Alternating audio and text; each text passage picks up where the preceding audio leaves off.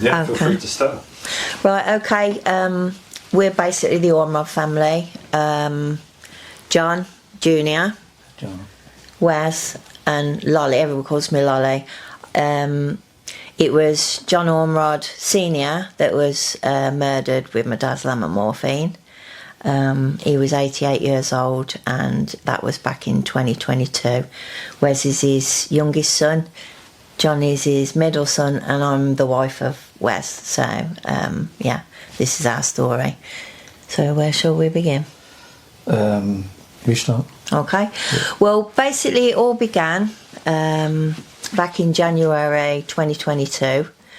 Dad had got a chest infection and his oxygen levels had dropped a little bit lower than we was comfortable with.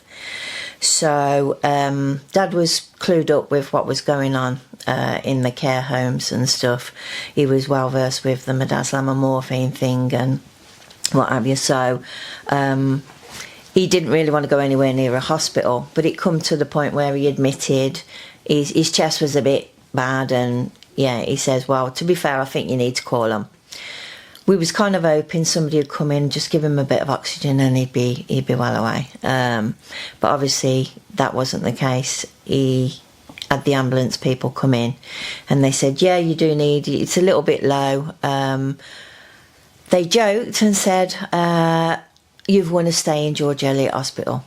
You've won an overnight stay. Some joke. That wasn't a joke because basically, yeah, he never returned. Yeah. But yeah, so they checked his oxygen levels. They said they're just going to take him out for overnight observations, get his oxygen back up, and then he'll be home. So we was kind of like comfortable with that. Yeah, it was fine, yeah.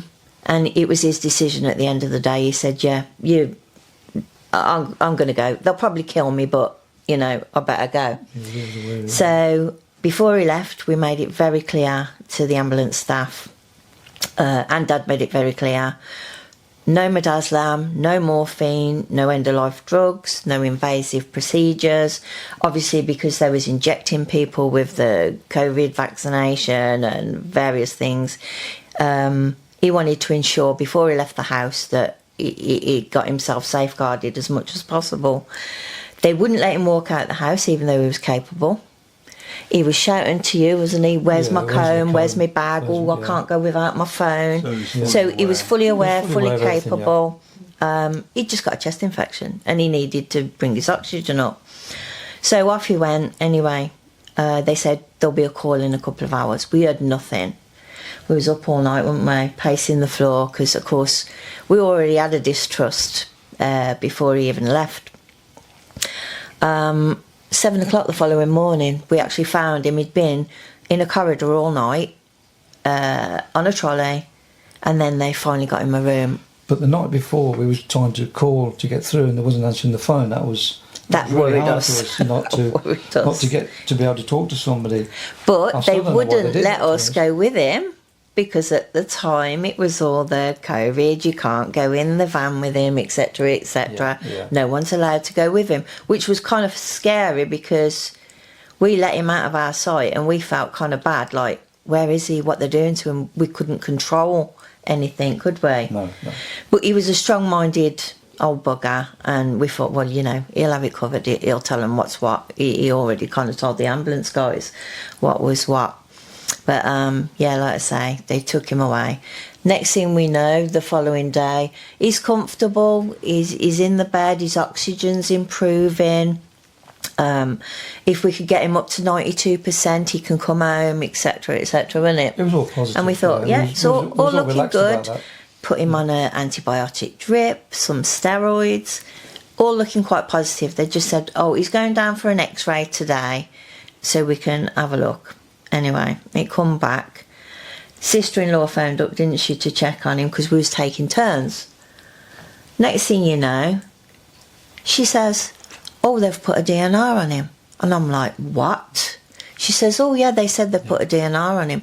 He's agreed to it. No, no way. No. Dad wanted to live. He wanted to live to 100 so he could tell the Queen to shove a telegram. He wasn't a royalist at all, but that was one of his goals in life, was to be able to do that. So we was like, no, he wouldn't agree to that. That's not right. I phoned him straight up and says, no, you've misunderstood. He probably thought you're saying you don't want one. And he's like nodding. Well, you need to put on record that, you know, he's... He'd only got 10% he was hearing. deaf in one ear, Yeah. and in the other ear he only had 10% hearing, Yeah. and he needed his hearing aid to hear that. And they took it off him. Took his Hearing hearing away aid from off him. him. So anything Yeah. they said to him, He'd be like, he may have misinterpreted. I don't Misunderstood. know. But they was adamant that he agreed to a DNR. We know our dad, yeah. and he never ever would he agree to a DNR because he was. He wanted against to it all live. Yeah, Yeah. At the start, basically. So. Yeah. Yeah. You know, it just proved them in a lie, really, right from the start, Yeah. basically. So I got on my arse. I'm like, right, you need to reverse that. That's not right. Take it off. And they were like, well, to be fair, he wouldn't survive resuscitation. They said, and you've said no ventilation.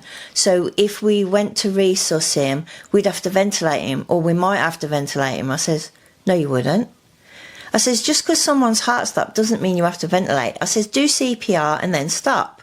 If it comes to ventilation, then that's it, it's over. And they said, but we could break his ribs. He's old. And I'm like, a few broken ribs is better than being dead. Yeah. So take that DNR off him. Well, they refused to take the DNR off him. I'm talking past this. I was his primary carer. He lived with us, didn't he? So we was with him 24/7. We took care of him. I got to say what was in his best interest, but they wouldn't listen, would they? And I was his next of kin. Yeah. But they wouldn't, you know, entertain anything No, really. That no. you know, we basically because they knew we were strongly against them from the start, from what we were saying. They completely railroaded us and shut us out, and they put him on a COVID ward where nobody could get to him, and basically, you know, It's worthwhile saying The he outcome's never the actually outcome. went in with COVID. No, He never the had chest COVID when he infection. went in. He caught it when he was in the hospital. No, Wow. he didn't catch No, it. no. That's what questionable. they're Yeah, saying. questionable. What Anyway. what No, they're saying. that's what they're saying. So. The other thing is with that, he would never have agreed to a PCR test. Never. The thing up the nose, he'd got to think about. He'd had a broken nose when he was younger, and he would never have a swab put up his nose. Never. I mean, they tried to do it for something else, didn't they, at one time? And he was like, "Oh," yeah, he was having none of it. So how they supposedly tested him, not a chance. He would not have agreed to a test in the first place. But they said they'd done a test and it was positive, They're which flawed we think anyway, was aren't a they, them load tests? of rubbish It anyway. was founded, so they're flawed. So But they said they wouldn't put him on a ward unless he had a test. So, but he still wouldn't have agreed to it. He wouldn't have agreed to it. No. But that's one thing or another. So they said he'd got it, whatever. And the x-ray he had, they said, this is the next bit where they get suspicious. Oh, there was shadows on his lung and we suspect this and we suspect that. Before that, they phoned us up and said, "Oh, we think he might have something wrong with his heart." And you said, "Well, that's funny." She That's says, hilarious. "Because I've got the thing." ECG readout that the ambulance guys done Left. when they was at the And house. They said he's got a heart of like a 20-year-old. like a young man. yeah. And you know. I've still got the ECG printout and it was perfect. So that sent them going. So that they went So, off. oh, that one didn't anyway. work. and then the next day they come back and basically says, like Lolly said, Oh, there's shadows. that we've done the X-rays and we found shadows on his lungs. We think he's got cancer. Well, me oldest brother, his wife, his mother was her mother was in at the same time. Well, roughly the same time. Yeah. They And killed her Boxing Day. and they sort of told her that she'd had The cancer exact as well. script. So we recognised it was. I said, "Well, wait a minute. There's a pattern here. Pattern's the same. It's the same thing that they're saying. Is it a script that they're reading Yeah, off? There's Because a protocol. Yeah. you know, because so anyway, we was adamant that he didn't have cancer. You know, it was just basically. I think The script. they were just trying to get us into this thinking and trying Write to him write off. him off because Yeah. he'd got the big C. and it'd be easier for them to just put him on this end of life protocol. But because again we wasn't having Against none of it, we was against it, and they railroaded us basically. They just done whatever They were whatever grasping they at pleased. ways to get what they wanted, and we didn't play ball. The next thing, there was a consultant initially. She was quite nice. We was discussing his chest infection and what have you, was responding to the antibiotics, etc. His breathing was getting better. His levels was up to about 93, 95. So he should at that point have come home. She was happy to then, this is me talking on the phone to her, she was happy to look into the shadows at a later date as an outpatient. So we was talking about him coming home at that point. Then a doctor, the one who killed him, do I name him? Do we name him? Maybe. So the doctor at George Eliot Hospital that actually killed him, a male, he actually done his ward rounds. Obviously, I've already spoken to this female consultant who was discussing outpatient care. Dad was obviously wanting to go home, and he was a bit, probably, when am I going home? He pointed at him. He didn't look him over, did he? No. He pointed at him and went, end of life. End of life, yeah. Now, a nurse actually told us that I have got that recorded. She actually said he pointed at him and said, end of life. Yeah. And that was it. Didn't even Death sentence. Examine him. He just walked in. Didn't examine him. And that was it. And then that was at the point then that they put him on the protocol then. Yeah. I mean, this cancer business, they said, there was no tests carried out, there was no scans made. I mean, they just guessed at that. Well, they There was actually, no they actually proof. stated that they couldn't do any tests for cancer or anything because he was poorly. Yeah. So it was just basically off an X-ray. Speculation. And I said, wow. No you know, medical evidence. Because we'd spoken to him, hadn't we, on the phone? Yeah. So was that after that point or before it? That they said he wasn't well enough to... Well, basically, they just says that, you know...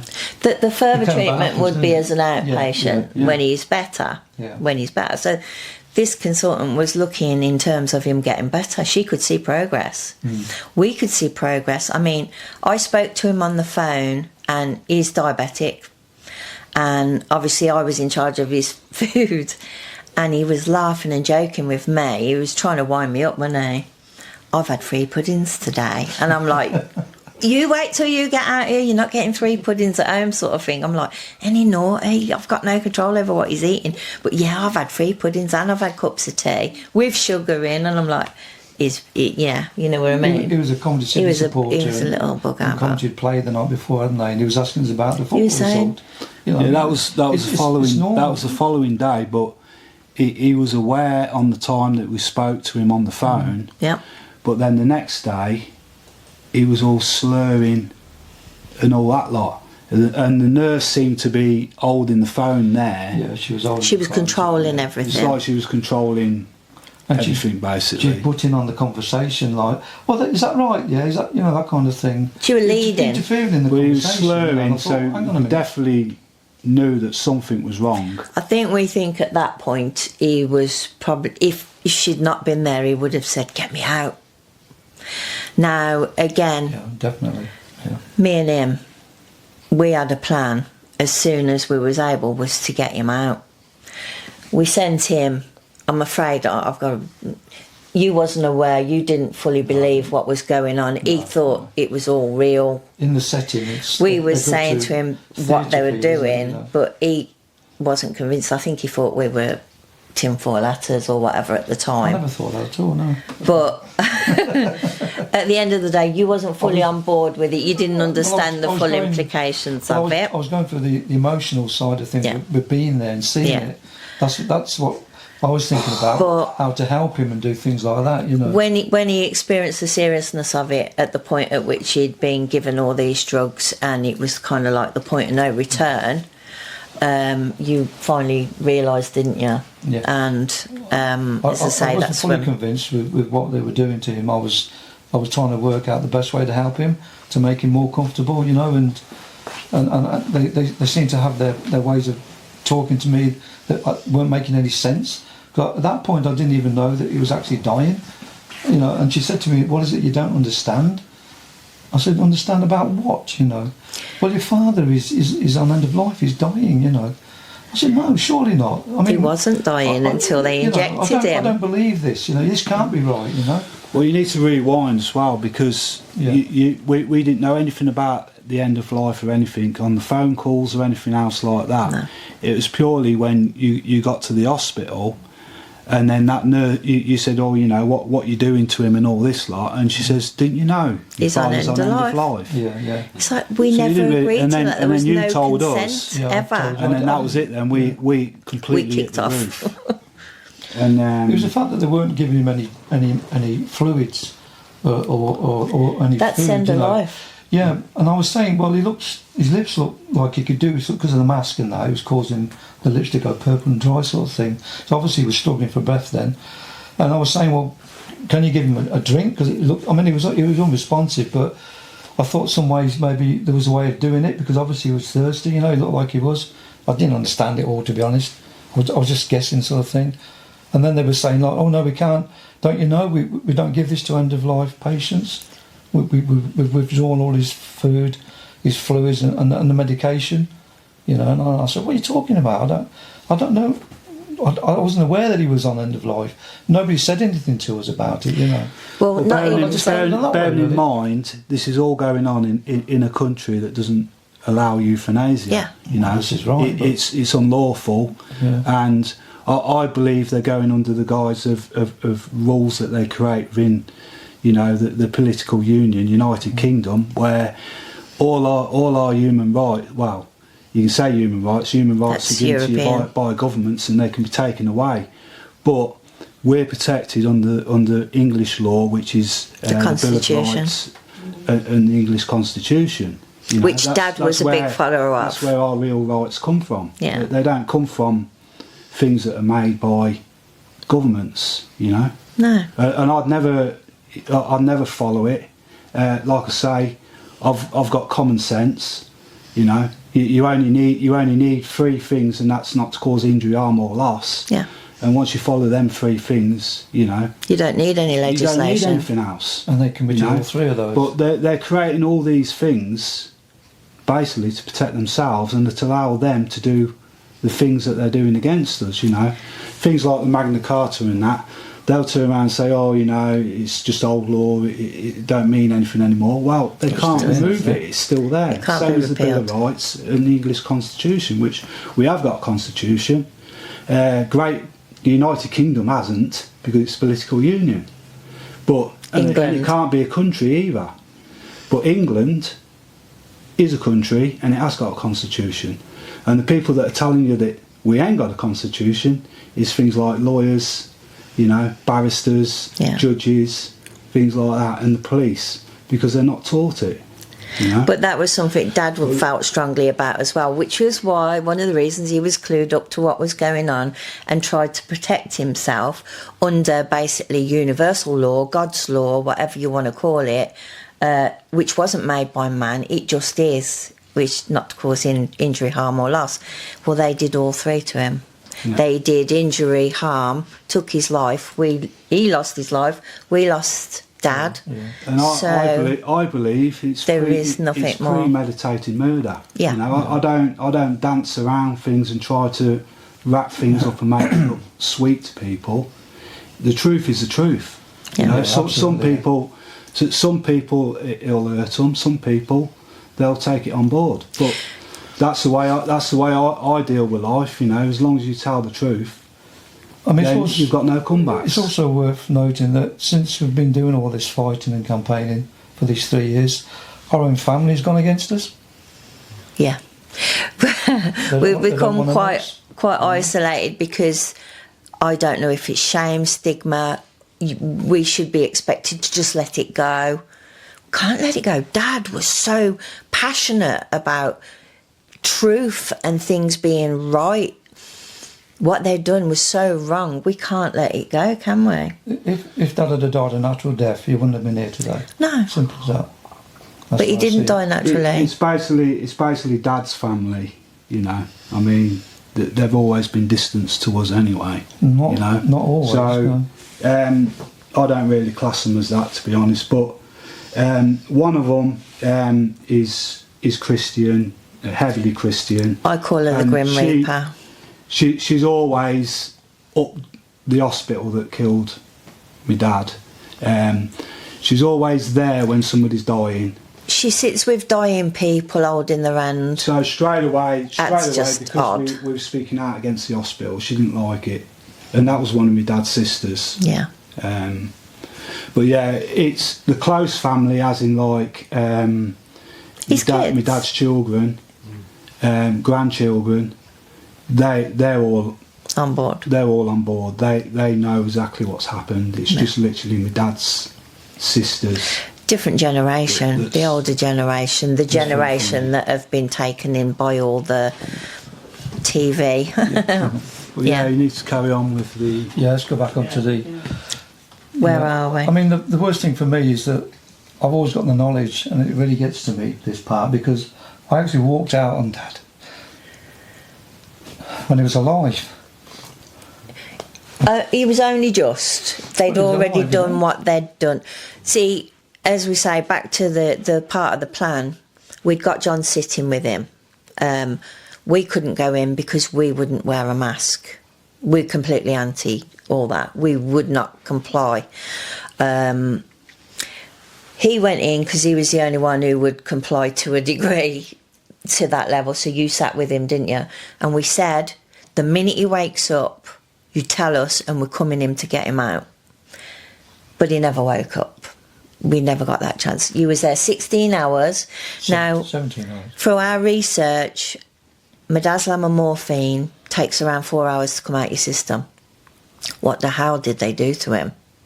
The fact that he was there 16 hours sitting with him and he never came round. But they did ask you to go out at one point so they could turn him or whatever. Yeah?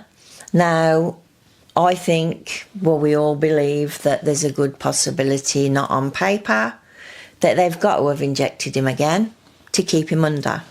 Because they didn't expect him to last that long, but he was a bugger, he was a They didn't fighter. expect you to stay so long. And they didn't either. expect you to stay. But it come to the point where he had to come home, he had to get some sleep, and funnily enough, from when you come home, it didn't take too long and he was gone. But again, there's a little bit of confusion because they actually phoned at around 12 o'clock saying, you need to come up, he's not got long. Similar to the day before, wasn't it? And I'm like, how long are we talking? Not long, an hour, 15 minutes? Yeah. And she says, as fast as you can, as fast as you can. I says, give me a minute, I need to contact the boys, these two, because you wasn't at home, was you? No. And I said, give me a minute, I need to contact the boys. I said, like, what's going on? She says, well, you really need to hurry up. And I'm like, I can't tell you what I said. I basically says, what you've done to him? I says, oh, I can't believe it. Anyway, the next thing you know, she says, oh, hang on a minute. She says, don't bother, he's gone. I said, what? She says, no, he's gone. And I'm like, oh my God. I said, you murdering bastards. I says, what have you done to him? I says, Dr. Death, he's got it coming. I said, you're murderers. And she's like, that's like saying I'm being abusive. I'm like, I'm not being abusive. Tell me how you feel when you finally, you're trying to save him and then you just get that call. No, he's gone. Just like that, as I'm talking on the phone. I'm like, I've got to tell the boys. So I told you, didn't I? Yeah. And we was just like couldn't get our heads around it, because I mean the plan had been all along, he wakes up, we get him out, and it just didn't happen, did it? They must have given him, while you was behind the curtain, extra dose. There was no way he could talk. They were like, when I was there with my daughter, they were like every 2 seconds they were around the curtain, are you okay? They were checking if he'd gone. Asking me if I'm alright, should be asking my father if he's alright, you know. And then they'd go back, and then 2 seconds later they'd come back again. It was like all night long. you know, and at the end of it, I said, well, I'm all right from 2 seconds before, you know. You don't need to keep asking me the same question. They wasn't checking on you. They weren't checking on me. They were checking on Dad to see if he was going to come round. That was the issue. I didn't realise at the time, but, you know, and I was questioning why, after so many hours, he hadn't responded and come round, you know, and they just weren't giving me any answers. They weren't coming up with anything. But within that period of time where you were sat with him, Yeah. At 9 o'clock on the night, I know because I wrote it. Yeah. So at 9 o'clock on the night, we actually met you in the car park, didn't we? Yeah. Gave him a note to read. He read it. He videoed it. He served a notice, a cease and desist notice, to the head staff ward sister. Staff ward, yeah. He read it out. She was like, oh my God, I've got to pass this to the legal team. And we basically said, if they give him any more drugs, any more midazolam and morphine, that basically we'd sue him. They took it seriously. And we think at that point, they'd already give him that extra when you was away from the curtain. But at that point, we think they stopped. Yeah.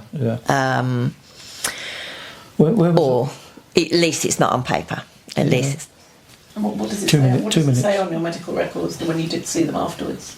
Or on the drug? Basically, it's not on the medical records about the cease and desist notice, but we had it in a letter later acknowledging the cease and desist notice, that it was taken seriously and no further drugs were given. So they knew, you know, what they was doing was wrong. It's also worth noting- we also knew that they was obviously frightened of that Yeah. notice. Yeah. It's also worth noting that I received a phone call the same day my father had passed, and they rang me up and they'd said about, not sorry that your father had passed away or anything like that, it was just to say, how did we do? Can you give us any score markings? Survey. So, hang on a minute. About an I just hour lost after my he father died. here. You want me to rate you for what you've done? And I threw the phone down in anger. And then on notes, it actually states in letters that we had later that he was abusive. I was abusive on the phone there. No. I was very, very polite to them. So basically, you need to talk about the dosages that he were given. Yeah, Yeah, we'll come back to that because he's having to do a pause. Yeah, so this was Father recently before he went into the hospital, and this is how Father became within 3 days Yeah. In their care, yeah. in the hospital's care. Have you got that? You give me a minute. Yeah, and basically, we actually created a flyer that we've posted around because we felt that words, people can overlook words, but when you look at that, he left us looking like this. Okay, he was coughing a bit breathless, but he left us looking like this. He wanted to walk out. He didn't want to be took on a trolley. They refused to let him walk out. They took him out on a chair, didn't they? Yes, yeah. But he looked like that. And then within 3 days, he looked like that. I mean, what can How can that happen change like- someone so much? Yeah. When you went in, you didn't even recognise him, did you? No, I It was didn't, like no. I actually looked. shocking. Yeah, I shocking. looked at the name above the bed to make sure it was my father, and they'd actually spelled his name wrong as well. So I had to say, is this my father? Oh yes, she said. I said, Yeah. what have you done to him? What have you done to him? But yeah, Well, you know, at least 10 grams of midazolam and equal with morphine Yeah. Yeah. on 2 occasions within a couple of hours, and you know, where it should have been done through titration. yeah, there was But no rather titration. than a straight shot in your arm, that is an intent to murder someone, Well, basically. they actually injected him in his stomach. The first lot, he had, was it 7.5 milligrams of midazolam and 2.5 morphine. They was basically within a 10-minute period of each other. And then the next lot on paper was just before you was due. Obviously, maybe you might have been stirring a bit, or they was frightened he'd 10 wake minutes, up and, yeah. and be able to speak. They'd done it again. So 2 doses between like 3:20 and 5:20, Huge doses like that, not titration, straight in. What was that? What was For an that old other? man. What was that other thing they gave him as well? They gave him, before they give him the midazolam and morphine, they gave him lamazepam. I can't even say it, but I'm sure everyone knows the one I'm talking about. Now, it's known that causes agitation. So, was that given to him to enhance his agitation because he wanted to come home anyway? To give him the excuse to pin him down, and as I say, we've got it, but they won't testify. The nurse actually saying Dad put his slippers on. He wanted to come home. He was agitated. You wouldn't want to see him agitated, so they pinned him down, and that's when they injected him. But they won't testify, will they? Do you know they pinned him down? How do you know that? They said it. That was mentioned. The actual nurse themselves, Yeah, you had to pin because him the, down. the actual nurse themselves, I don't think they really wanted to give it to him because he was getting better. On his medical records, he was getting better. It showed that he was getting better, yeah. Now, the question we asked them again and again, right, why give someone morphine particularly when their pain score was 0 all the way through? All the way through on the medical records from day to day to, well, 3 days. Pain score 0, pain score 0, pain score 0. Right up till they killed him, pain score was 0. So why give morphine? And the fact that you mix midazolam and morphine together, we all know the outcome. And why would you give someone who's breathless drugs that take your breath away? Yeah, exactly. Yeah. Again, it's premeditated murder in my eyes. Well, you know, it is in it's my eyes as well. premeditated murder. And what was it they said? Because you know what drugs do, Yeah. and then you give them to someone pretty much knowing Well, the outcome. bearing in mind, these are what they so-called said. medical experts. They should know the result of mixing 2 drugs Yeah. like that together. Yeah. What's going to happen? And if Of course and they if they know. don't know the result of that, They need to go then back to school. They shouldn't be a doctor, Yeah. in my eyes. But there was also another drug which we challenged them for, which was put on his medical records, and they're like, oh no, we didn't give it him. They said he Didn't you? they said Well, he why was you in wrote it stock. down? Wrote it down. He was out of stock, they said. Have you heard of something called something like, I probably won't pronounce it, salamibad or something like that. Now that drug is an experimental drug. It's actually illegal. And according to his records, they gave him 75 milligrams. But, oh no, we didn't give it him, we was out of stock. But hang on, the intention was there. Even if he was out of stock, the He wrote it intention was down. there. It was on his records, but he was out of stock because I challenged him because it's an illegal drug. Yeah. There was a whole load of corruption that there's went a on. lot. You know, that there's missing blank pages in the medical records, which was obviously redacted. There was obviously covering their tracks, you know, all the way. Did you try and get them unredacted? We asked for unredacted. That's asked what we for asked for, unredacted, yeah. and that's basically what we received. And we heard stories of people waiting up to 18 months to get the medical records. I sent with them within 3 days. The next day after that they murdered my father, we basically put straight in for them, and within a couple of weeks, 2 weeks, I got we the got them papers. back. Straight away, yeah, it's quick. So they didn't expect what they obviously we was too far ahead of them. Well, we knew exactly what was going on in the process, even though we couldn't do nothing about it. Yeah. You know, I mean, on occasions we wanted to go up there and just rip him out of there, but His way would have he's been going unconscious, and rip him out of there, but if we had he to wait was- for him to wake up. if he was conscious, then obviously We would have I done don't care. Anyone that got in my way, I'd have got him out there. I thought about doing that myself, but because they were always there in my face, you know, it was something that was in and out all the time. But my daughter was there as well, so I didn't want to cause a scene, sort of thing. I was trying to do the best for father. And of course, if he's that heavily sedated, how you could actually physically move him. That's the No, one. that's it. Yeah. If we'd have removed him while he was unconscious and something happened to him, then that would have been our fault because they'd injected him and put him in that unconscious state. But if he was in our hands, that would have been our fault then. Yeah, yeah, So we had to wait for him to wake up. yeah. So did you ever get the notes unredacted? No. No, Not unredacted, no. What do you think that they were covering up?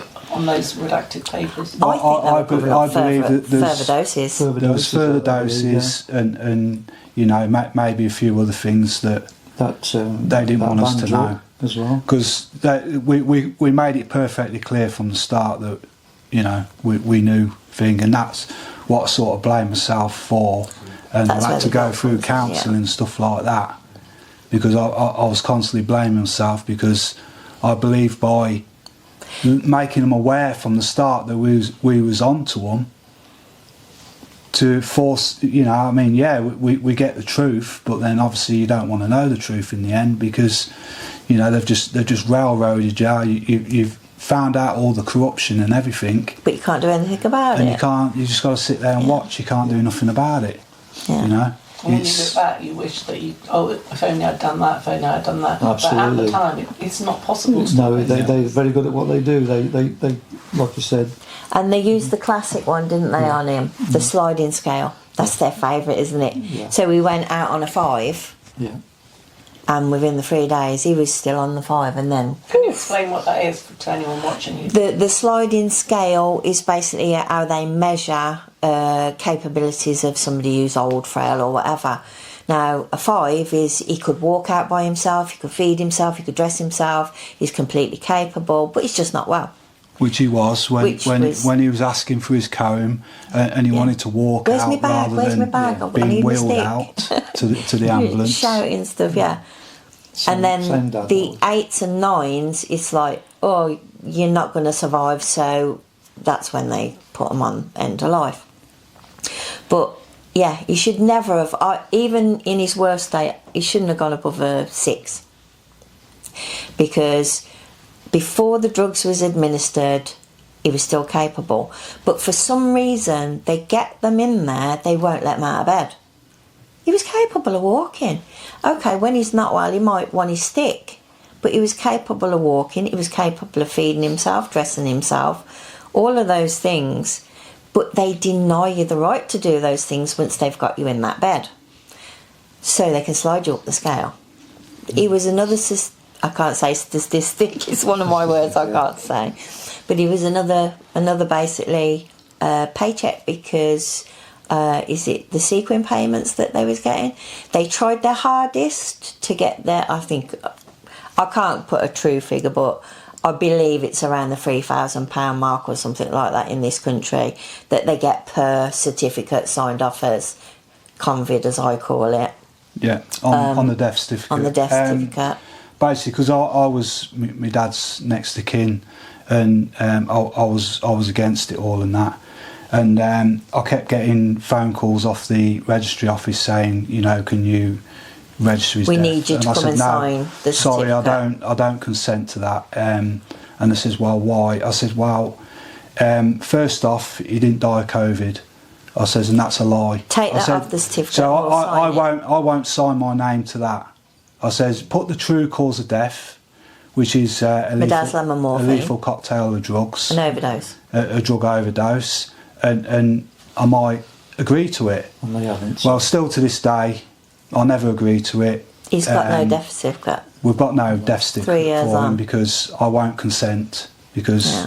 they basically just want me to consent to their lies, because they said his true cause of death was COVID, and it wasn't.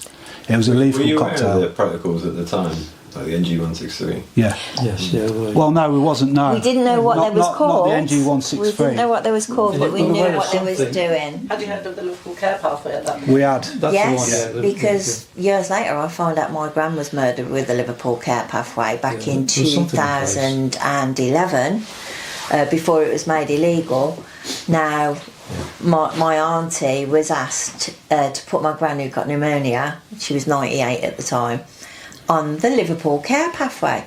And she was like, oh, care, she's going to be getting special care and all this. She signed it. I was with her when she signed it. And then it's like, they withdrew food and water. I'm like, what are you doing? They're like, oh no, we don't give them food and water. We withdraw all fluids and medication. So she'll just slip away. But I don't know if midazolam existed back then. It probably did. It did. I'd never heard of Yeah, it. It's been But around for a while, actually. That. my auntie actually thought that, oh, it's a care She pathway. was getting extra care. Yeah. But what you don't realise is that care pathway is a pathway to death. So it's not a natural death. NG163 is identical, pretty much. It is identical. I mean, they used the emergency situation as an excuse to bring in these protocols. But yeah, it's just part of a depopulation agenda. They were using midazolam and morphine on death row in America to put the patients, the convicts to death. So, you know. But it's been outlawed there because it was inhumane and classed as torture. Yeah. Now, we did actually bring up the Torture Act with them and the inhumane treatment, but obviously, again, you're talking to a corrupt system. Yeah. So basically, you know, you need to explain what you've come up against. You know what I mean, with the police. Well, the level of corruption, yeah. You know, when you went to Parliament and all that kind of thing as well. So to start with, we were straight on the medical records. We got those ordered.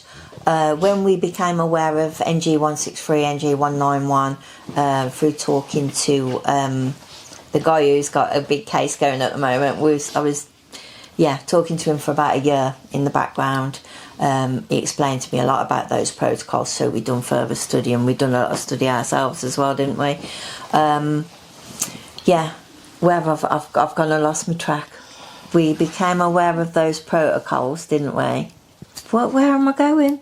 I don't know, all mine's going back as well. I think you're saying at the time you had an idea what they were doing, but you just didn't know the exact name of the protocol. We didn't know the name of the protocol, but we was kind of aware of what was going on. So we tried to put things in place.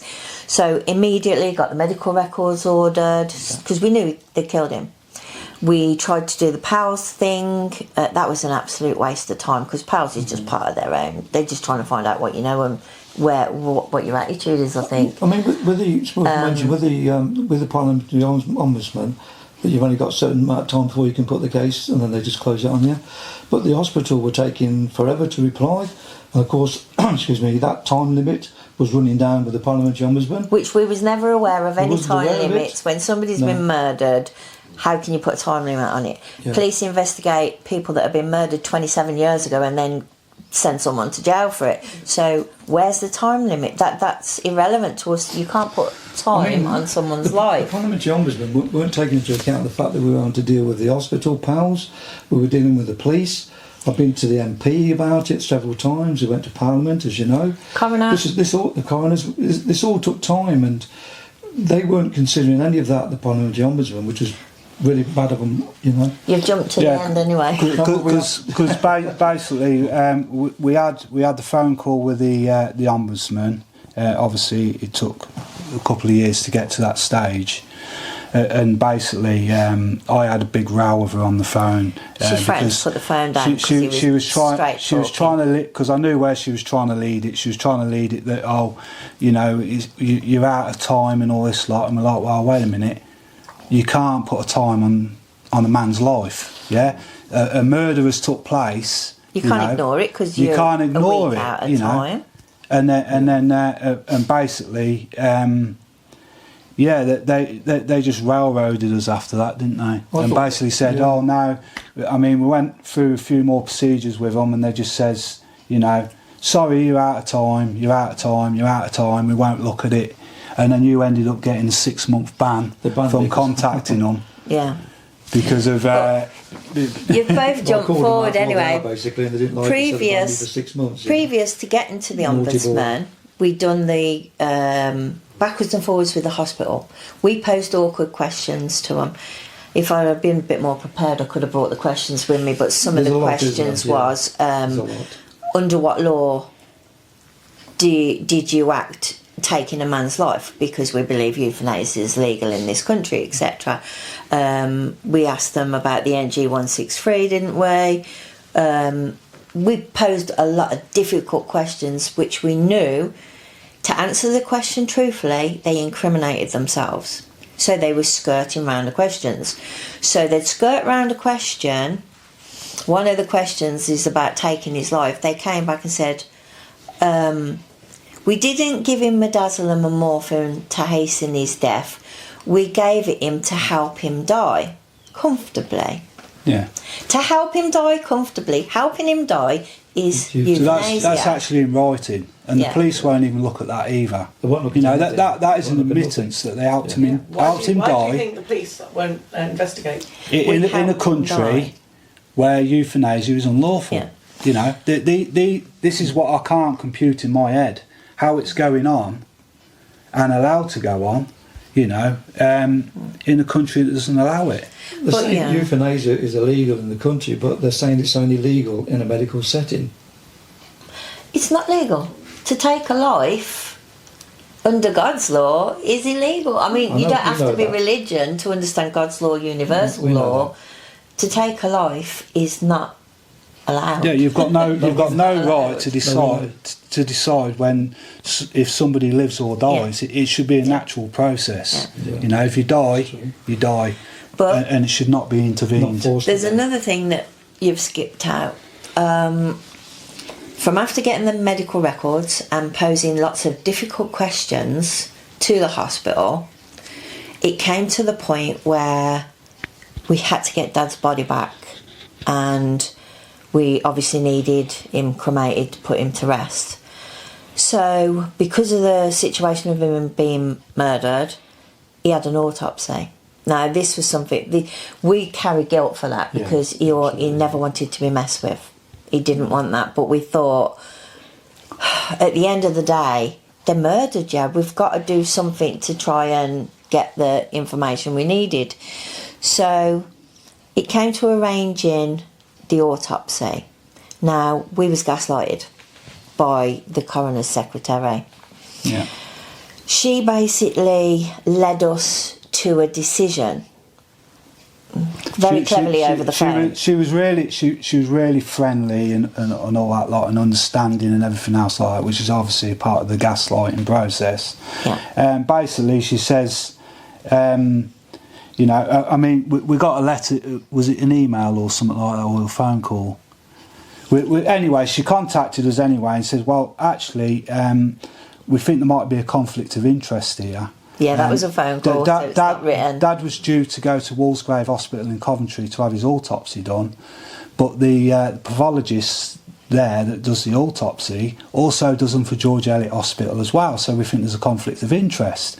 So we advise that you give us permission to send him to Leicester Royal Infirmary to have his autopsy done, where it's completely independent.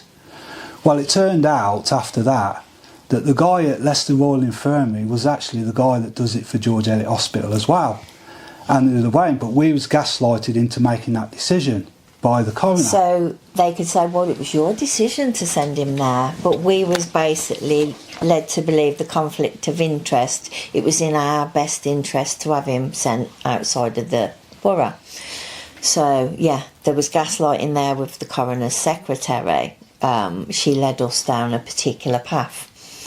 Then, obviously, we reported it to the police, who failed to investigate. I mean, how can you reach a decision and say case closed without taking a single statement from any of us? Or meeting with us. They never No, met with we us. haven't even seen one police officer. We didn't get to About present any anything. medical evidence to them. We Is all- didn't get to present any statements, witness statements, It was all or done whatever. by, was it done by all email, wasn't it, most of it? We all Just email, created a just email. timeline. Well, they didn't even ask you for your side of the story or anything, or even what evidence you've got. Yeah. They just went straight to the hospital and asked them, Yeah. Did you and then get the it? hospital No, said we didn't case do closed. nothing wrong. Yeah. Case closed. Why do you think the police aren't investigating these deaths? They've been told Because not to. they're corrupt. You know, we live in a corrupt system, and where everything is controlled by certain people. I think if they was to No. investigate, You'd have a can of worms, wouldn't the you? whole lot would be shut down, Yeah. because murder's going on in there every day. I mean, nurses just saying I'm doing my job, I'm following orders, it doesn't cut it. We've all got We're all human beings. a moral aren't compass. we? Yeah. If you says to me, it's your job, you've got to put that man to sleep, I quit. I can't do it. No money in the world will make me rock Take my part moral in- compass. Yeah. And Absolutely. something that's, you know, Yeah. basically against. So against just the doing my grain. job doesn't cut it. the top level are sending the orders down, the lower level are carrying out the orders. They're all guilty. So the whole lot. It's like recently, you know, the basic was it European Court or something says that doctors can be prosecuted for giving the COVID jabs. Well, good luck with that, because not one single doctor gave a COVID jab. No, it was all done by volunteers car on car parks and not in any NHS buildings. Yeah, no accountability. No. Yeah. So exactly. you know, it's like me turning up a car park and giving you a COVID jab. You know, no accountability. There's no medical thing behind it. So But I believe that was all planned that way because they knew in the future that it'll there come could back be a on backlash. Yeah. So yeah. Now again, so we've done the coroner bit. We've done the police failing to investigate. We've done the ombudsman that was looking for every loophole to get out of it, and they did the out of time thing. And we said, well, wait a minute. You can't count the time as normal. The police took about 8 months with their failed investigation. How can your clock still be counting? Because we couldn't get to the end, like the ombudsman part, until because they basically tell you that done. the ombudsman's the last stage, and you've got to do everything first beforehand. Which you know, we did. police investigations, all that lot, before they can even look at it, and then all of a sudden. We was out of time and you can't look at it. That's why I blew up on the phone and basically said, well, wait a minute, this is my dad that you're talking about. How can you put a time limit on him? He was murdered by that hospital. How can you put a time limit on it? Surely murder is murder. Yeah. You know, and I even said to her that, you know, police can reopen a case after about 30 years. Yeah. So why? What's with the time limit?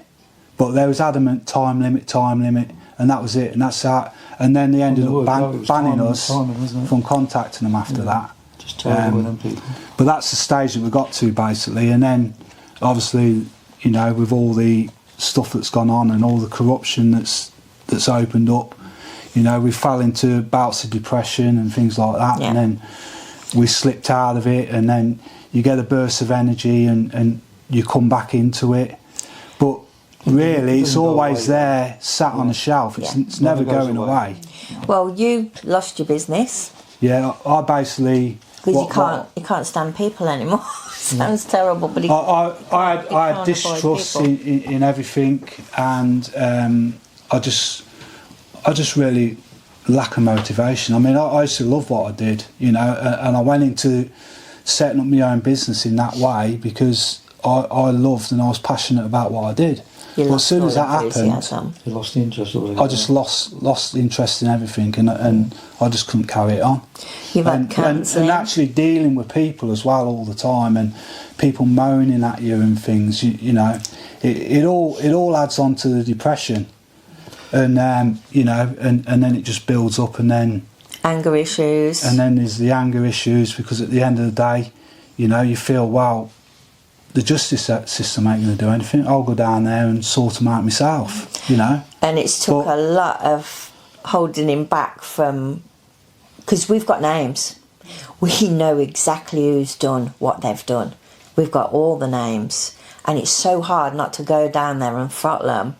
Mm. But that would make us no better than them. You know. But the process to get some justice... It seems impossible, you know, and we've been trying for 3 years and we just seem to be going round in circles. Yeah. We're just hoping for something to come forward, like the case is going on, that, you know, it might help us. We want justice, really, that's what we're after. Well, we'll never stop. Even if you can't win in court, we can win in our world by basically exposing them. Protests, we've done. Yeah. We'll grab a yellow board with us. Yeah, so it happened once. I decided that, you know, nothing really was being done. A lot of local people, I mean, during the COVID thing, pretty much I'd say 80% of the people around this small area fell for it, and there was only a few people that really didn't, you know, fall for it, sort of thing. And so it was really hard in them times. It was a minority. Awake people was a minority. What we want is for George Eliot Hospital to meet with us. Like, we could sit here now and discuss. We want to discuss it with you. Why won't you meet with us? That's the key point. Guilt. I mean, going back to the boards anyway. Basically, we decided that we wanted to do something about it. So we was in the local Stand in the Park group and stuff like that, and a few of us decided that we was going to make because we made these boards ourselves, that we was going to go and stand outside the hospital with them, Which we did. which we did have a fairly good response. It was a mixed on response. social media as well. And we did have the odd as well. like nurse and that was driving past and shouting bloody disgusting and all that lot. But And I it basically was said, yeah, it is disgusting. disgusting what's happening inside there, you know. Turn it back on them, and then, you know, they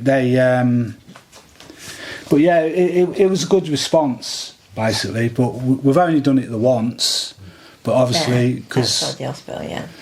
yeah. Okay, we'll pause there for it. Yeah. Do you want to grab the boards? Yeah. We can, Grab yours. we can photograph them. Yeah. Yeah, okay. Or unless you want to hold one. Yeah, What do you think? I'll have them. Yeah, why not? Yeah, grab them, yeah. Grab them and we can put them forward, yeah. So, You can hold that for Yeah, a just minute. show us Yeah, you okay. and maybe. so That's yours, isn't it? yeah. These are the boards that we, Wesley and Lorraine have At the made. end of it. That we've campaigned outside George Eliot Hospital with these boards to raise awareness of what exactly is going on in the hospital. We've come across a lot of criticism, as I've said. We've got several other boards as well. We've been to several meetings with these as well, haven't we? Yeah. The key part about this one, why we feel so strong about the justices coming, is because we know eventually when the rest of the world catches up with us, justice is coming. And those that have done bad things, yeah, It's a constant reminder yeah, that it isn't going to go away, that yeah, you know, eventually it's going to catch up with them. yeah. Yeah. Excuse me. I'll put that one down. But yeah, I mean, as I say, standing on bridges with the signs, you get mixed responses. We've had people tooting the horns. We've had lots of people heckling us as well. But the clever thing is with the hecklers, when they do their wavy signs at you, you just blow them a kiss and, you know, counteract the negativity with a positivity. Yeah. And the car behind sees this and they think, oh, that's all good, let's pip the on. And so then you get a good response, and then the good responses build. But in this local area, it's becoming more and more apparent that we're not on our own. The amount of families in this small area, we're just in a little tiny town basically. I mean, it's a tiny town. I was having my eyes tested yesterday, and I sat there waiting to have my appointment, and at least 3 people walked in. They mentioned a family member that's gone into that hospital, and they didn't have one good thing to say about them. Yeah. I believe they should be shut down because Investigated. They are bad. At least Investigated, yeah. It's become so apparent now, wherever you go, there's someone who's had a bad experience. You were sat in the Chinese a few weeks ago with your friend, wasn't you? Yeah. And someone came in and says, oh, they murdered my mum. And you're like, what? It's everywhere, isn't it, basically? Well, it was a conversation that started. One guy was drunk, and then there was another lady there. Typical. And basically he was going on about the thing, and then he started talking about the COVID and stuff like that, and the jabs, and I'm like, yeah, well, don't really want to go there, like. And then all of a sudden I said, yeah, you know, you want to stay clear of that hospital down the road. And then some woman piped up from nowhere. She says, yeah, she said, they're really bad, they murdered my mother, they did. Yeah, I've heard that a few times myself. Because I think my friend, my friend that I was with at the time, he sort of, I think he's like everyone else, you know, think that these people are doing a good job and stuff like that. And he was took back by it. He said, I couldn't believe that that happened there, how she just come out and said, I said, well, I've been telling you the whole time, Yeah. you know, what they're doing there. I mean, the flip side to all of this is that I know I've got ongoing health issues myself, but I don't trust them anymore. I don't None feel of like us I want do. to go to that hospital for any treatment whatsoever. I've been invited in for various things and I've just not turned up. So as a result of that, they've kind of pushed me Well, back. you did, didn't you? You went to the Coventry one instead of going there. No, after that there was with your leg. There was a time they asked me to come in. I didn't turn up, and they've closed it on me. You know, I'm still needing treatment, but I won't go because I have this fear of what they've done to Dad in my head. You know? But it's like you can't trust the drugs. You can't trust their methods. No. You can't trust going in and staying there. If you need an X-ray, fine, go get an X-ray, get a diagnosis, and treat it yourself. We basically have to make our own medicines. We don't trust any pharmaceuticals. yeah. Everything that we take is natural. It's even you with the clot. He had to go through a course of treatment, obviously, to get the clot dissolved initially. But like at risk of any further clots, because obviously the stress has still not gone away. At risk of any further clots, he now takes nicotinase, which nicotinase is a natural way of dealing with it, and plenty of garlic. So if we smell like garlic, it's because of the So garlic. yeah, we grow our own organic food and stuff like that down the allotment and things like that. So we try to do our best to stay away from these people because of the trauma that they've caused. Scarred us for life. At the end of the day, it's scarred us for life. Nothing's been the same since, has it? And you can't. No. I had to take a break because the stress of it all was getting too much. I've been diagnosed with fibromyalgia now and suspected MS. So, and it's all trauma based. You had to go through counselling. Well, They couldn't give you any more. It got to the point where they couldn't give him any more. But his counsellor, she'd got no idea of the sort of thing that was going on. At the finish, she nearly broke down, and we had to ask her, is she going to be all right? And we're really sorry for offloading. And she says, no, it's okay. I've got a counsellor of my own who will help me after talking to you. But she said she's never experienced anything like it. So we three that have been campaigning for Dad have all had our own health issues. It's the stress, isn't it? Yeah. So that knock-on effect from them looking after getting one sequin payment by just another number. Oh, he's an old fella. He's had a good innings because he was 88. No, he could have made it to 100. You know. Yeah. And I mean, the only outcome from it all is literally, you know, putting people behind bars. That's it. Yeah. And also, you know, basically safeguarding our future, Our children's because future. it's going to, And you our know, it's grandchildren's going to be a matter of time where we're all getting older. any one of us is going to fall into their care. Yeah. And How you are know, we going to be treated? And that thought is not a good thought. You know, it's something that's what drives me. Even though I get the stress and stuff like that, I think to myself, well, you know, I can't allow this to happen because you've got kids. I've got kids and this could happen to them in the future. Yeah, so eventually grandkids. it's down to me to try and do something about it, you know. But it's not easy because people just think you're nuts. We've been trying really hard for 3 years, you know. It's just the system is pushing you back, you know. There's nothing more that we couldn't have done that we've done already No. to get to where we are, you know. But the issue is they mainly bumping off people that have got no wealth. At the end of the day, we're not in a position to go to court and spend lots of money, and they know that. They know that. Yeah, they know So our only way of fighting really is to expose the boards and things, you know. with the boards, make people aware, protect other people. Knowledge is power and all that, like, isn't it? And with Whereas, groups. I mean, I don't know if I should say the name, but there's the fella that's going to court at the moment.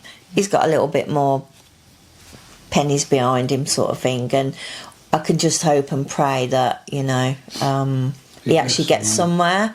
Like the mortgage fraud, you know, it gets to the point So where deep. they're so heavily safeguarded, banks, that they literally do anything to cover up what they're doing. I mean, it's common knowledge to most people now that mortgages are frauds. Yeah. You know, but nobody will do something about it. In you know. conclusion, why do you think they did this to your dad? And also, it's continuing to go on. The last one I heard, this guy I spoke to the other day. I think it's a depopulation agenda. Yeah. I think there's certain people on the planet feel that there's too many people. Yeah. And they're basically culling. Similar thing to what they did with the Jews, Yeah. you know, the Germans. We I think believe that he's seen they see elderly something. people as a financial burden on the system. Yeah, you know? yeah, there's that. And get them out of the way, so that will save us this amount of money. At the end of the day, it all comes down to the money, I believe. But I think It with is. Dad particularly, I think he's seen something while he was in there.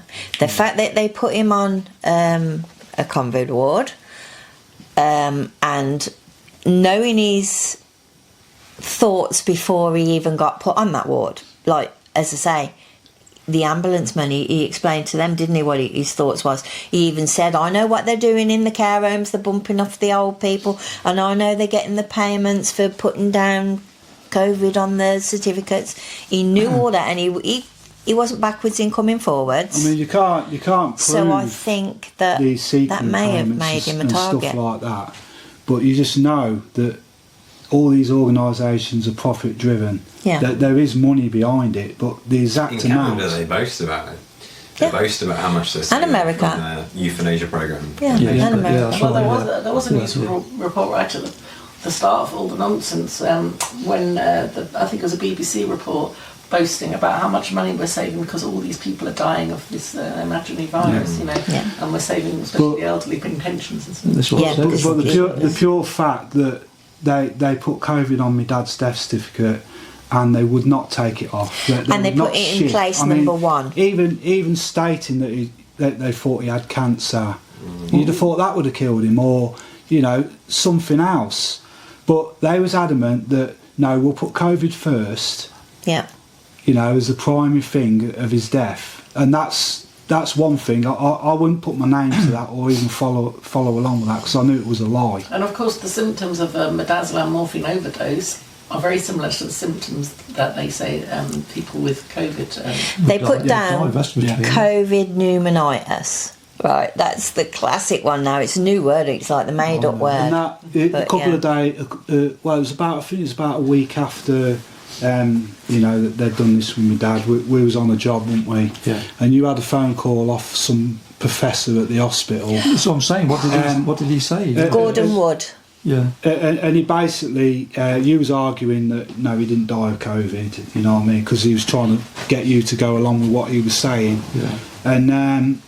And then he just shouted you down the phone, didn't he? He says something about it is COVID and that's final. Oh, he said so. I wasn't actually arguing with him. I was just Chief talking medical through examiner. I was just talking through And it he with him, says- but he was adamant that it was that. You know. How can you diagnose something from one X-ray? But It's all he ever had I'm was an an expert. X-ray. Yes, I can. But the key point was that any of the treatment that he received in hospital was all done without consent. We never agreed to any of it. Surely Dad wouldn't have agreed to any of that either. He so didn't. He didn't agree to it. No. I mean, you know, what we've explained is basically around that right The from power the of start, consent. right to the end, even with not accepting his death certificate, Everything's that done there was without no consent consent. given, and basically, supposedly, that we're governed by consent. Yeah. You know, so how's the fact that if you don't consent to it, how they can just, you know, do what they're doing? Yeah. Everything we've from the start till now, everything we've done it the way they wanted us to do it. We've done it legally. We followed We've followed procedure. procedures to the 100%, and it's got us Nowhere. Nowhere. It's a road to nowhere. That's what it is. We want to talk to George Eliot Hospital. We want them to explain to us exactly what happened. I think we're, Well, You'd have thought 3 we're years beyond on, that now. With, We just with- wanna see with them all, locked with up. all the stuff we've You're never gone beyond backwards and anything. forwards with them, that they'd at least sit down and discuss what's not happened. one meeting. They won't sit down. They won't have nothing. That it's basically just accept it and move on. That's what they want us Well, to do. they stopped responding after a while, didn't they? So we've Because gave them enough opportunities to come back and think, and I basically say that their silence is a sign of guilt. Yes. Yeah. Aye. 100%. 100%. That they know they're wrong, and they don't want to commit to anything. They've admitted on in a meeting. paper that they helped him die. We want Their closure. words was, we helped him What we die. want is closure, basically. We want closure so we can move on with our lives. And until they meet with us, we're not going to have this, So they do need to meet with us, even though it's 3 years down the line. We're still suffering with this. You need to come to us and say, talk to us, have a meeting with us, discuss it, and let us understand exactly what went wrong. They can't answer the questions without incriminating themselves, which is why they won't meet with us, because we're posing difficult questions, very difficult questions, aren't they? Yeah. So, is there anything we've missed? Justice for Dad, that's what we want. You were saying earlier on before we started filming about that time you went in it and he's lying horizontally across the bed. Was how much before the day he died was that? Was that the day before? Or? That's the day I went in to see him, he was lying in the bed. So it was the day before. So, you No, went sorry, in the day before. he died the day you after. sat with it him was the day 16 before, hours, so Yeah. So you came Yeah. in and you found him like that. That's right, I found him in that position. that was His the head day they right down injected here. him. Yeah. The day they injected him, you went in, obviously at the 5:30, not a minute before. They wouldn't let you in a minute before. They said that they... And that's how we found him. On his medical records, at 5:20, They injected him. They injected him 10 minutes before he turned And up. that's when they were keeping you out of the room because Yes. they were having to tidy up the wall. No, they kept him out. No, they basically said we couldn't come up to the hospital until 5:30. We used Yeah. to have a cleaning business, we used to do house cleaning and everything, so we know what cleaning is. We was informed that we couldn't get there at that point. It was also mentioned that it was because of the fact that they had to clean the ward for people coming in because of COVID. Well, no, their words was preparing the ward. Yeah. Well, there was no preparation whatsoever. I can assure you of that because there was Rubbish mess everywhere. When I looked and I said to my daughter, It's "This place is filthy." I thought they're supposed to have just cleaned it up. But also, how can you put a time on somebody's death? Basically saying you got to come up because he hasn't got long. But don't And then- get here before R5. But don't get here before R5. Yeah. It's all flawed. The whole So he was on his own when he story. died. Yes. And that's Make why sure of that. died He was alone. never given his last rites. He was denied his last rites. I mean, Dad wasn't overly religious, but he was spiritual. And he was denied his last rites because he was unconscious. So he never got to make his wishes known in that respect, did Like we he? said, my auntie, she's very religious, and she visited Father afterwards. I don't know, after I'd gone and everything. And the question that we asked when she gave us a phone call to say, "Did you see Dad like he died a peaceful death?" And she went, "Oh no." And then she stopped. So And basically, then she said he "Yes, looked did." tortured, and then she changed her And mind. she changed her mind. I don't know whether it was because of us. I don't know. But she'd seen him after. he First passed. of all, that's what she said. She says basically when you asked her if you thought he died peacefully, and she says, "Oh no, no." His face take didn't the look first like he answer, died peaceful. And then all of a sudden, in the next conversation with her, she changed her mind. Yeah.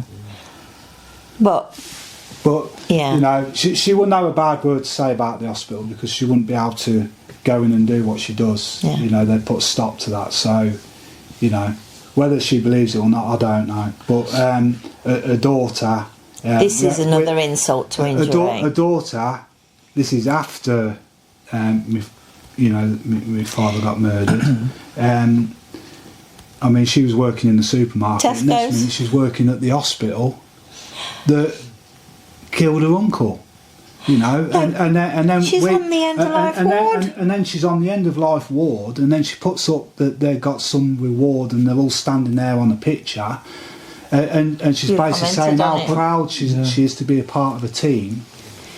We hit the roof. And I hit the roof, and I went and I posted it. I says, as a thing, and then you contacted her as well, didn't you? Yeah. And then she turned around and said, "Well," she says, Take that down. that's your opinion." Take that down. Blocked us all. I said, explain exactly where it is. But yeah, it's one of them, you know. I mean, you're not going to get everybody on board because not everybody wants to accept the truth. It's an ugly truth, and some people it's easier to bury your head than face it. We've had to they're face well and it. truly We've had buried no their choice heads, but facing you know. it. That's what your dad would have wanted you to do as well, isn't it? He was a fighter, he was a and he was a fighter, fighter for truth and justice, wasn't he? Yeah. And he was completely awake, which is kind of like, which makes it harder because he knew. I mean, we went to see a medium. It was about 6 months, 8 months after what happened to my dad. Yeah. And he basically told us a message through the medium to me to basically leave it alone. Just get on with your life. He says, because you'll never get anywhere with it.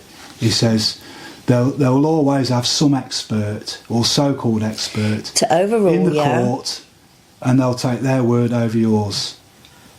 And basically, but And that's- He that's said basically they've what we're already finding hidden out, isn't it? evidence. yeah, he said she basically said he's telling me that they've already hid evidence. And doctored evidence. So yeah, make of it what you will, but But you're not going to stop. No. no. Even though his words was basically, I mean, if you believe in that sort of thing, he basically said, don't go there because you're going to feel it all over again. Because when you get to the end and you don't get anywhere, You feel like it'll be like it losing me all over again. And it does feel like that pretty much every time you do something. I don't know, I can only lose It feels like losing him all myself, over again. I'm gonna go So, feel that way once it again. just brings it raw again, doesn't it? Well, even now it's- So, But That it's brought it back, like hasn't I explained earlier. It's bigger than that. It's not just about my dad now. It's we can't bring him back, but we can try and save the it's next about one. everyone else. You know, once you see what's going on, you know, if you stay quiet, Yeah. if you stay quiet Yeah. about it, you sort of in your own mind you're complicit. Yeah. You know, you got to do your best to bring awareness about what's happening. You know. What have we done? We've all got a video, and I recommend everybody, especially reaching a certain age, and if you've got any ailments, create a video of your eye of sound mind, your wishes. etc. My wishes are not to have any invasive procedures, no midazolam, no morphine, no end-of-life drugs. That if anything is ever to be done for me, I basically would say my husband is the only one who can speak for me, because I know he's got my best interests at 'Cause heart. I feel, you know, the whole process. I can't argue with a video of your The whole face process of, you know, a will and testament is all done through the NHS. Yeah. You know, and apparently we've heard a lot of people they've just ignored it anyway. Yeah, power of attorney. I think video is so much powerful than a bit of paper, because you can't prove that person said that on a bit of paper. But when they're speaking to a camera and it's their face that's saying their wishes, and it's that person that the doctor's looking at, because you got it on your phone all the time. And If then all you just family go like members have that video. So listen to this person's wishes, you know, and then they can't deny that Is your wishes. them wishes hasn't come from that person that's lying there in the bed, you know. So I believe that's a good way of Safeguard. safeguarding yourself, because that is basically saying that, you know, that this is my wishes, and if you go against that, then, you know. I suppose they could It's argue murder. that there's coercion, though, and if someone made them make the video. Yeah. I don't know. Well, we've all done it do it. that I have sound mind on this day, whatever. It's better And than a piece of paper like that. My first one, I had to lose it. delete it because I ended up calling them all murdering what's it. So I had to start again. So you've got to protect yourself the best way you can, and like I say, I can't see of any other way more powerful than video, Yeah. because it's your face, your voice, and basically that's what ultimately your is. It's wishes. your And voice, that's why we're basically. doing what we're doing, capturing Yeah. everyone on video. You And know. Yeah. please That's it. continue to do it. And by the way, while we're on video, just to say, none of us are suicidal at all. Absolutely not. Don't agree with suicide. Don't agree with assisted dying. Too much room for abuse. None of us are. We're depressed. we're pissed off, we're angry, we're grieving, Absolutely. yeah, we feel guilt, but we're not suicidal. Can you do a little bit just saying that your full story will be appearing in the book Murdered by a State?